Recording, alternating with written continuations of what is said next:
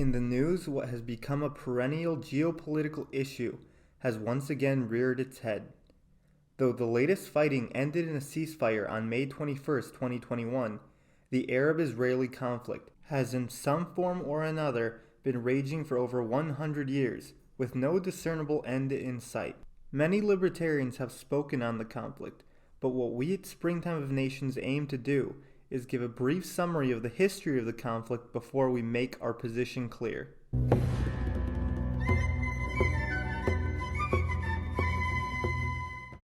From a libertarian lens, I think it's useful to break up the modern history of Israel and Palestine into three periods.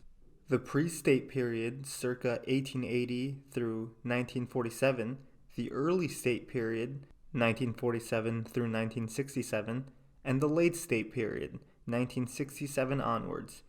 During the pre-state period, neither quote-unquote side had their own polity, and much of the Arab population were actually pre-state tribalists such as the Bedouin.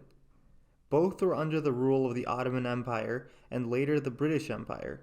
Fleeing what they saw as a rising specter of religious bigotry in Europe, thousands of Zionists or Jewish nationalists immigrated to the land they had inhabited until the 2nd century AD. The Jews created their own communities voluntarily. Some of them were simply European-style cities, others were communes and other intentional communities. Violence not only against the rulers, but also between the two stateless communities erupted periodically in the form of pogroms or riots. Historically, the perpetrators were usually the Arab majority who saw Jewish immigration as a threat to their resources and eventual independence. The Jews formed self-defense organizations like Haganah, as well as overt terror groups such as Irgun, both to protect their nascent communities and also to wage war on the British occupiers, who had promised national self-determination to both sides during World War I. During the 1936 Arab Revolt, Haganah made the strategic choice to side with the British Army in crushing the Arab nationalists. Although this did not convince the British to raise immigration restrictions on European Jews seeking to come to Palestine, even while the jaws of the Nazi war machine were closing in on them. Near the end of the pre-state period, militias of the Arabs and Jews clashed far more between each other, as Arab nationalism reached its peak in the Levant, with Lebanon, Syria, and Jordan receiving independence in the mid-40s. At this point, we get into the well-known dates and facts of the Arab-Israeli conflict. The newly formed UN seeks to solve what has become a rising conflict zone with a partition plan in 1947. At this time, the Jewish population was highly concentrated in the northwest of the country around fertile agricultural centers, whereas the Arab population was broadly rural and often nomadic. With a broad brush, the UN sought to simply split the country in half, which resulted in the majority Bedouin Arab but sparsely populated south of Palestine being granted to the Jews. Seeing the plan as a very favorable offer at the time, the Jews eagerly accepted it while the Arabs were outraged. This led to the Israeli Declaration of Independence and the consequent Arab-Israeli War of 1947 through 1948. The Palestinians had powerful allies in the newly formed Arab nationalist states of the Levant, as well as other large Arab countries such as Egypt and Saudi Arabia. Israel during this conflict stood mostly alone, with some fortuitous weapons deals being made secretly with Czechoslovakia, and aid from diaspora Jewry helping them secure not just what was granted to them by the partition plan, but large sections of the Arab areas as well. Hostile and neutral Arab villages that fell under control of the Israeli Defense Forces were deported to Jordanian and Egyptian-controlled areas of what are now the Gaza Strip and West Bank. As the Arab population streamed out of mandatory Palestine at the end of a gun, Jews were likewise forced or pressured out of Arab states during the period 1948 through 1950 and sought refuge in Israel. Several massacres of all the men in Arab villages occurred during the war, as well as pogroms against Jewish civilians. During the early state period, Israel and its Arab neighbors were engaged in a simmering border conflict, which boiled over many times. Displaced Palestinians formed a large part of the forces engaged in these conflicts, known as the Fedayeen. In 1956, Israel joined the British and French attempts to retake the Suez Canal from the Egyptians as a way to seek and destroy Fedayeen fighters in the Gaza Strip. By 1967, the Arab nations again sought to crush the Jewish state in the Six-Day War. By this time, the IDF was a mature fighting force that had powerful allies in the West. In this period, especially France, who provided top-of-the-line jet fighters and tanks to Israel. By the end of the war, Israel had seized not only all of the land given by the Partition plan, but a chunk of southern Syria called the Golan Heights and the Sinai Peninsula of Egypt. The West Bank and the Gaza Strip, full of Arabs who had fled or been pushed out of Palestine, was now directly controlled by their hated enemies, the Israelis. Israel administered these areas as a military occupation with strict curfews and other population controls. The Six-Day War fundamentally changed the nature of the conflict, wherein the Israelis held all the territory and resources, and the Palestinians being reduced to refugees and/or second-class citizens in the land of their forefathers. The United States also became the main benefactor of Israel after 1967, and a generous partner it was. Israeli lobbying groups in the United States have secured billions of military aid to Israel every year on top of preferential weapons deals and the powerful veto of the United States regarding the United Nations sanctions on Israel for actions it takes that violate international treaties. Between 1967 and the 1994 Oslo Accords, the Palestinians, that is, those Arabs in Israeli territory without citizenship, some 70% of them, had no local civilian control at all. The Oslo Accords granted them some autonomy in a limited territory, while most of the West Bank was ultimately controlled by the Israeli military.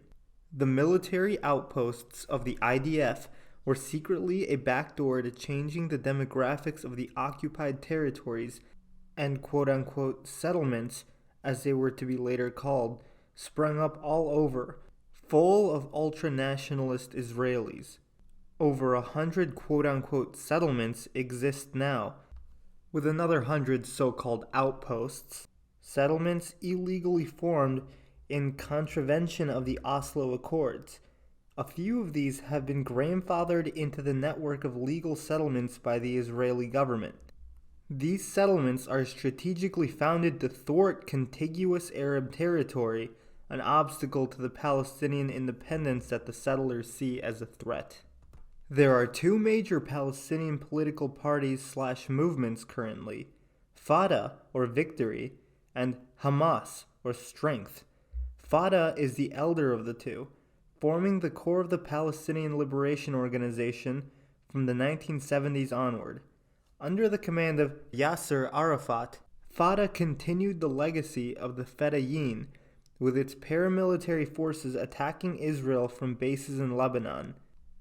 These attacks led to the Israeli invasion of 1982 and the subsequent occupation of South Lebanon. Fatah, among other minor Palestinian organizations, launched the Intifada in 1987, a mass outbreak of violent protests against the Israeli occupation which led to hundreds of Israelis and thousands of Palestinians dying.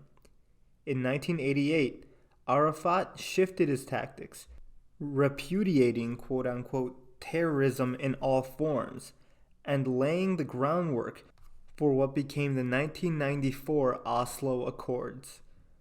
Fatah governed the autonomous areas of the West Bank and Gaza from 1996 until the 2006 elections in Gaza ousted them in favor of Hamas. Hamas, a group formed in 1987, continued the terroristic ideals of pre-Oslo Fatah. Formed from radical Islamist groups in contrast to the more secular nationalist Fatah, the founders of what became Hamas actually got funding by the Israelis, who sought to pit the two factions against each other.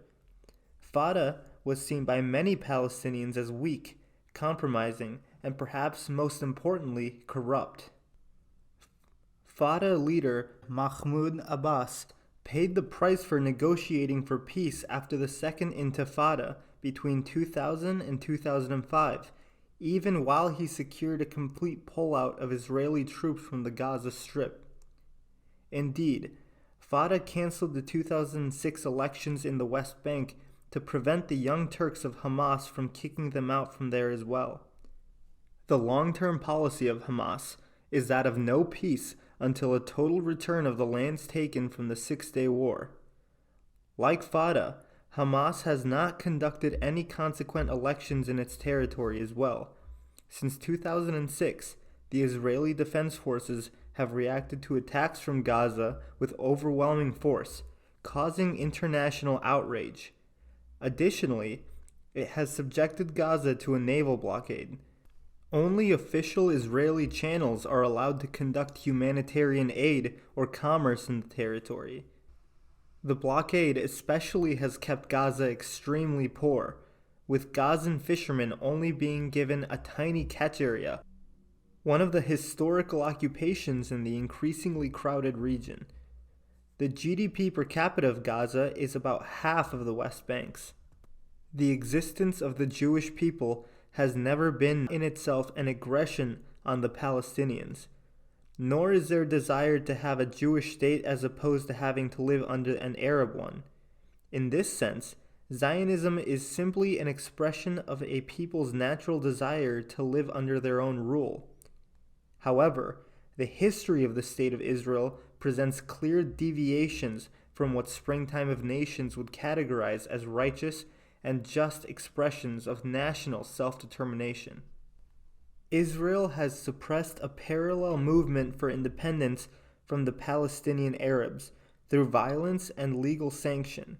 It uses its powerful friends in the West to shield it from international consequences for its actions, and even now, as Israeli police and soldiers imprison Palestinian protesters and bomb Palestinian civilians, the United States and other countries stand silent. Libertarians should stand with Palestinians and their right to own their own destiny. Not years from now, not months from now, but today. Long live Palestine, and may 1,000 flowers bloom.